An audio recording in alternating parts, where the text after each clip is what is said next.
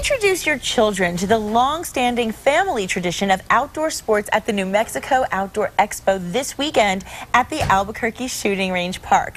Ross Morgan is with the State Department of Game and Fish and joins us with the details. Good morning. Good morning. How are you? I'm great. Thanks for being here, Ross. Thank you for having us. Well, this is exciting. I want you to tell us first, why does Game and Fish host this type of expo in the first place? Well, you know, today with technology bringing more and more people into the homes, we're trying to get the people outdoors again, get them involved in hunting and fishing, conservation in New Mexico. I love to hear that. Get them off the couch and have some fun and take advantage. What are some of the highlights that they can take advantage of, and what do you think the people will really learn? You know, what the people are going to learn and what our highlights are shooting venues. People learn how to shoot different types of firearms safely. They'll have one-on-one instruction from a department employee or one of our certified range officers. We'll have a fishing pond.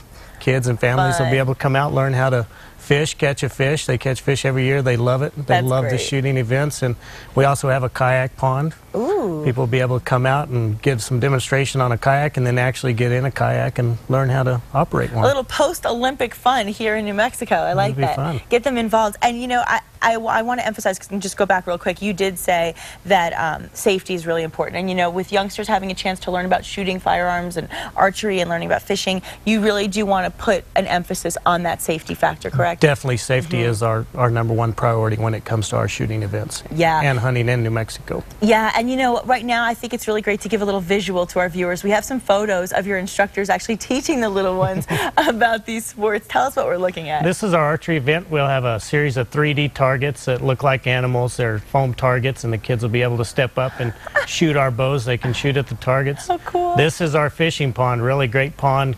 Kids and family, everybody, moms and dads get up there. We'll tie some bait on their hook. They'll get to catch the fish and get a picture and then release it back in the pond. And this is the kayak. Oh, this is a kayaking demonstration where they actually get in and get to row their kayak around the pond. How cool. And of course, as Kristen mentioned, it's going to be another hot weekend, so definitely want to get in those ponds. And now here's a look at the shooting. Tell us about what's involved with something like this. This is a .22 pistol, and even though the kid's little, we do have certified officers and range officers that will help these kids get familiar with, and the safety of these firearms is our #1 priority. Yeah, and again, you know, going back to the safety element, I think, you know, we don't want to overwhelm people or intimidate them about the firearms. We want them to know that this is a great opportunity to educate the children about firearms and when they should and should not be used and how to use them as well. Exactly. I mean, I think that's a really key factor. Now, I also want to mention that Game and Fish has actually added a hunting heritage area. Can you tell us what that involves? This is our Centennial Village, and it highlights early settlement in New Mexico. Oh, nice. The early people. We'll have a mountain man group there that'll talk about that. We'll have a flint napper, so you can actually watch a guy and learn how to nap your own flint and make your own arrowheads. Okay, really hold on. You're talking to a girl that's originally from New York. What does that mean? Nap your own? Say it again. Okay. I'm so sorry.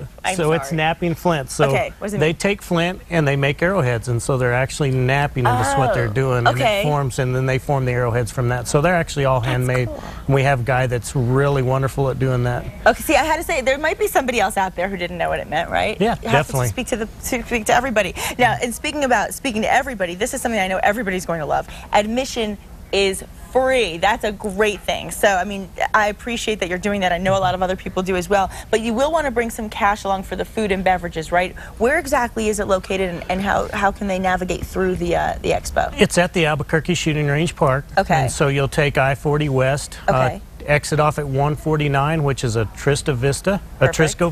Okay.